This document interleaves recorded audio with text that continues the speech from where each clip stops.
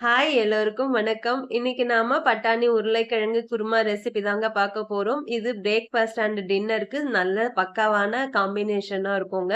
பூரி, இட்லி, தோசை, சப்பாத்தின்னு எல்லாத்தோடையும் சூப்பரா செட் ஆகிடும். செய்யறதும் ரொம்பவே சுலபங்க. டேஸ்ட்டும் அல்டிமேட்டா இருக்கும். ஒரு முறை செஞ்சீங்க அப்படின்னா திரும்ப திரும்ப செய்வீங்க. அந்த அளவுக்கு சுவை கூடுதலா இருக்குங்க. வாங்க இப்ப இத எப்படி செய்யறதுன்னு வீடியோக்குள்ள போய் பார்க்கலாம். அதுக்கு முன்னாடி இன்னும் நீங்க குக் வித் சிஜினி சேனல் சப்ஸ்கிரைப் பண்ணலன்னா சப்ஸ்கிரைப் பண்ணிட்டு வந்துருங்க. இந்த ரெசிபி செய்யறதுக்கு அடுப்புல ஒரு குக்கர் வச்சுட்டு, ஒரு டேபிள் ஸ்பூன் அளவுக்கு எண்ணெய் சேர்த்துக்கலாங்க. எண்ணெய் நல்லா சூடானதும், இதுல ஒரு சின்ன துண்டு பட்டை, கொஞ்சமா கல்பாசி, 2 ஏலக்காய், 2 கிராம்பு, 1/2 ஸ்பூன் அளவுக்கு சோம்பு சேர்த்துக்கலாங்க.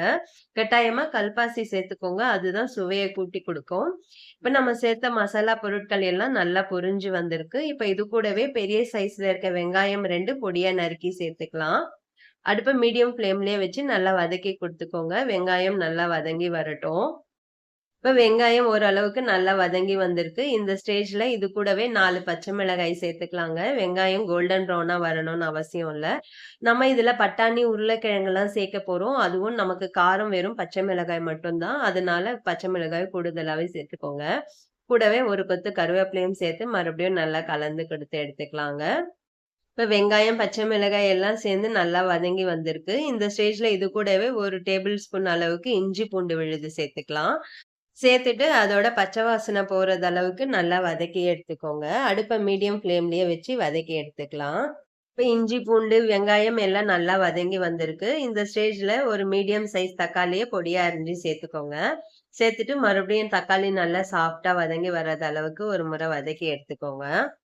இப்ப தக்காளியும் நல்லா சாஃப்ட்டா வதங்கி வந்திருக்குங்க. இந்த அளவுக்கு வதங்குனா போதும். இப்ப இது கூடவே வெள்ளை பட்டாணி 1 கப் அளவுக்கு 8 மணி நேரம் ஊற வச்சு தண்ணி வடிச்சுட்டு இதுல சேர்த்துக்கிறேங்க. இது கூட 2 உருளைக்கிழங்கு மீடியம் சைஸ்ல இருக்கிறது தோல் சீவிட்டு இந்த அளவுக்கு கட் பண்ணி சேர்த்துக்கலாம். சேர்த்துட்டு மறுபடியும் ஒரு முறை எல்லாம் ஒண்ணு சேர்றது அளவுக்கு ஒரு முறை கலந்து குடுத்து எடுத்துக்கலாங்க. கலந்து குடுத்துட்டு இது கூடவே 1/4 ஸ்பூன் அளவுக்கு மஞ்சள் தூள் சேர்த்து ஒரு முறை கலந்து குடுத்துட்டு அடுப்ப லோ ஃப்ளேம்லயே வச்சுக்கலாம். இது நல்லா வதங்கி வரட்டும். அதுக்குள்ள இதுக்கு நம்ம ஒரு தேங்காய் மசாலா ரெடி பண்ண போறோம். அது ரெடி பண்ணி எடுத்துட்டு வந்துடலாங்க. இந்த தேங்காய் மசாலாக்கு ஃப்ரெஷ்ஷா துருவின தேங்காய் 1/2 கப் அளவுக்கு எடுத்துக்கோங்க. இது கூடவே 1 ஸ்பூன் அளவுக்கு பொட்டுக்கடலை, ஒரு 5, 6 முந்திரி சேர்த்துக்கலாங்க. முந்திரி ஆப்ஷனல் தான். நீங்க வேண்டான்னா ஸ்கிப் பண்ணிடலாம். நம்ம முந்திரி சேர்த்து செய்யும்போது நல்ல கிரீமியா கன்சிஸ்டன்சி கிடைக்கும். இது கூடவே ஒரு 1/2 ஸ்பூன் அளவுக்கு கசகசா 10 நிமிஷம் தண்ணீல ஊற வச்சு அதையும் இதோடயே சேர்த்துக்கிறேங்க. சேர்த்துட்டு இது கூட 1/2 ஸ்பூன் அளவுக்கு சோம்பு சேர்த்துக்கலாம். எல்லாத்தையும் சேர்த்து மிக்ஸி ஜார்ல கொஞ்சமா தண்ணி சேர்த்து ஃபைன் பேஸ்ட்டா இந்த மாதிரி அரைச்சு எடுத்துட்டு வந்துடலாங்க. இப்போ உருளைக்கிழங்கு, பட்டாணி எல்லாம் நல்லா வதங்கி வந்திருக்குங்க. இது கூடவே நம்ம அரைச்சு எடுத்த தேங்காய் விழுது சேர்த்துக்கோங்க. சேர்த்துட்டு இது கூட ஒரு 2லேருந்து 2 1/2 கப் அளவுக்கு தண்ணி சேர்த்துக்கலாம். ஏன்னா நம்ம பட்டாணி இனிமேல் தான் வேக வைக்க போறோம். அதுக்காக தண்ணி கொஞ்சம் கூடுதலாவே சேர்த்துக்கோங்க.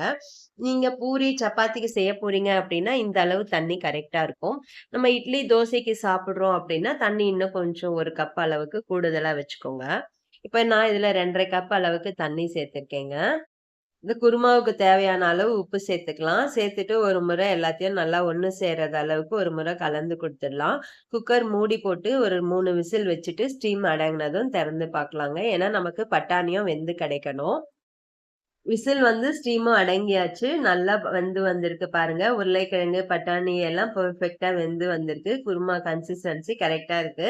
இது நம்ம சப்பாத்தி, பூரிக்கு ஏத்த மாதிரி இருக்கு. நம்ம இட்லி, தோசைக்கு சாப்பிடணும் அப்படின்னா, இன்னுமே கொஞ்சம் கூட தண்ணி சேர்த்துக்கிட்டா கரெக்ட்டா இருக்குங்க. ஃபைனலா இது கூட கொஞ்சமா கொத்தமல்லி தூவிட்டு கலந்து கொடுத்துக்கோங்க. சூப்பரான பட்டாணி உருளைக்கிழங்கு குருமா ரெடி ஆகிருச்சுங்க.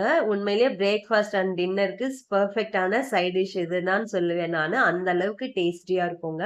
செய்யறது ரொம்பவே சுலபம். ஒரு முறை செஞ்சோம் அப்படின்னா, திரும்ப திரும்ப செய்ற அளவுக்கு தான் டேஸ்ட் இருக்குங்க.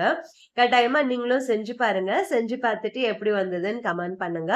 வீடியோ பிடிச்சிருந்தா லைக் பண்ணுங்க. ஃப்ரெண்ட்ஸ் அண்ட் ஃபேமிலியோட ஷேர் பண்ணிக்கோங்க. இது போல ஈஸி ரெசிபிக்கு cook with Sujini channel subscribe பண்ணிட்டு ஃபாலோ பண்ணிக்கோங்க. மினிமம் குவான்டிட்டில செய்யும்போது, மேக்ஸிமம் லவ்வோட செய்யும்போது சமையல் சுவையாவே இருக்கும். நாளைக்கு இன்னொரு வீடியோல சந்திக்கிறேன். பாய்.